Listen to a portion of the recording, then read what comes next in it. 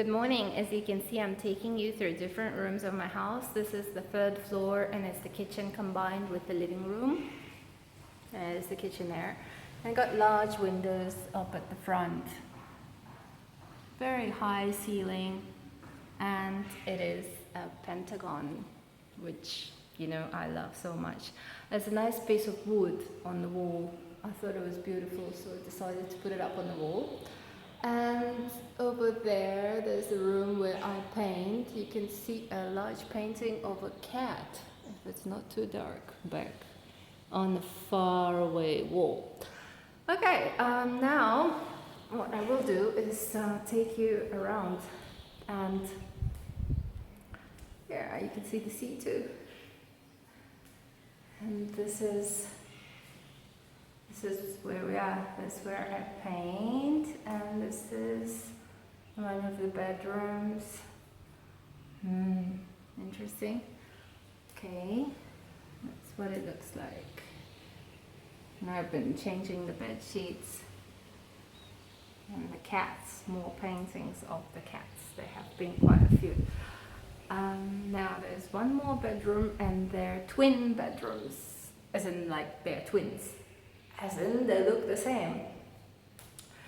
So this is the second bedroom, and it's pretty much identical, except that it has different view and different sized bathroom. And this is the view from this room. You get to see the sea too. And we got more paintings of cats on that wall and on this wall as well. And this one is one of my favorite. It's got such a nice facial expression. But I don't think I'll ever paint cats again. I'm going back to painting people, but in a more cartoony style. And then there's the latest one of the people.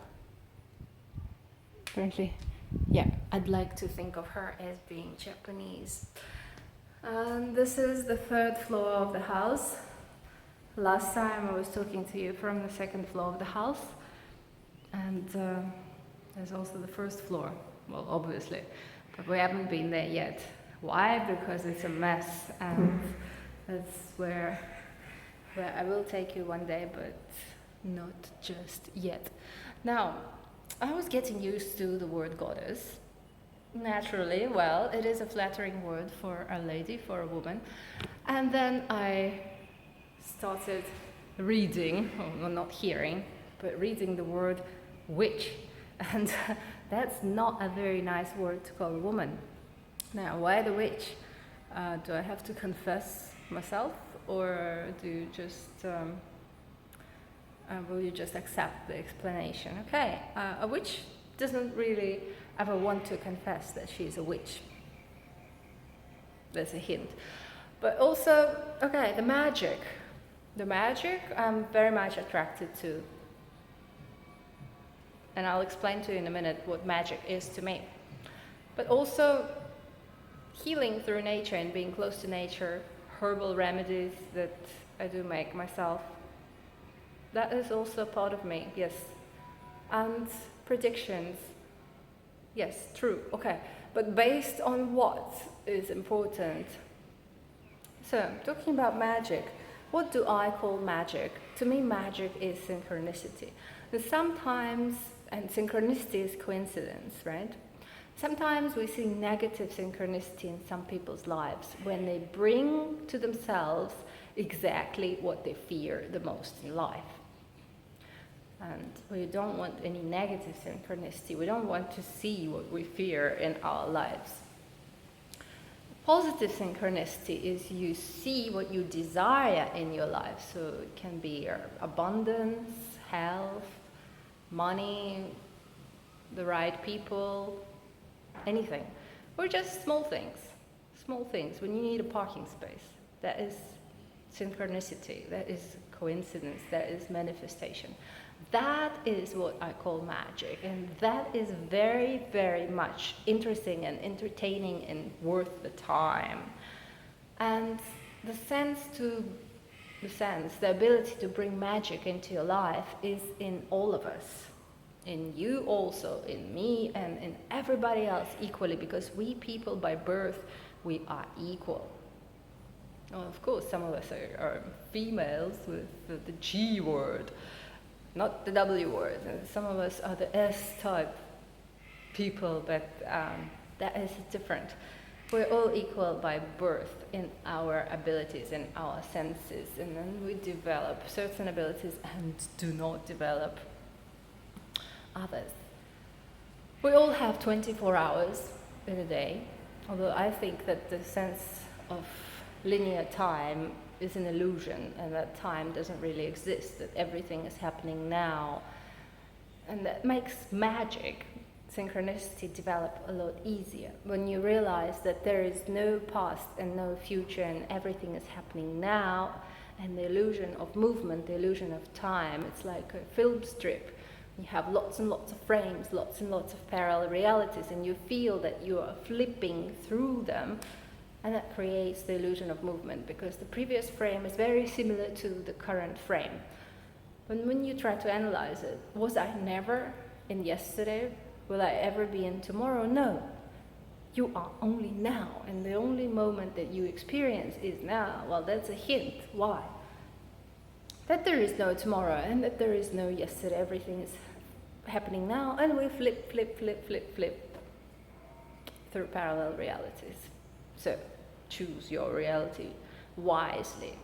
But it's not something that exists outside of us. It exists inside of us based on our beliefs.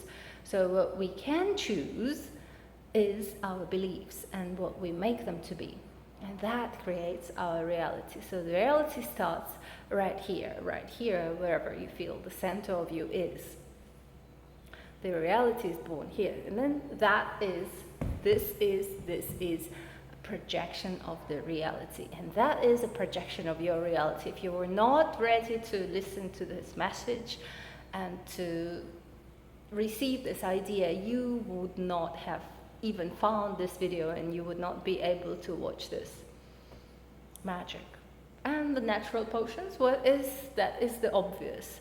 So this is an example of a modern witch, but not in the evil sense. No, we do not communicate with the Satan, and no, we do not have any evil intentions to cast spells. But the ability to see into the future, which does not exist. Yes, why? Because it doesn't exist. And why? Because you create future from what you are right now. Your frame that you're going to flip through, what you call in the future, is what you create right now with your current vibrations and your current beliefs.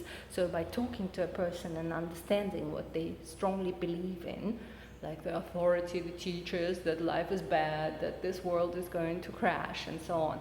And then you see what they're going to go through in the near future or the far future by creating this energy, the vibe around them, and tuning themselves to a certain frequency. You can estimate where they are going with that frequency. And it doesn't take what? A crystal ball. You don't need a crystal ball. You don't need to read palms. You don't need the horoscopes. All you need is your own senses that are built into each one of us. You need to entertain them. You need to believe that they're there if you want to entertain them, if you want to develop them.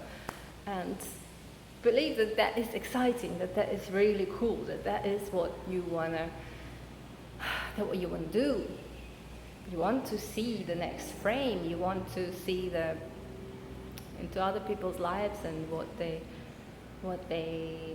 look for in life, what they're going to create themselves, what their realities are going to look like, and warn them about certain trends and certain frequencies and their current behavior that do not point them in the right direction, so to say.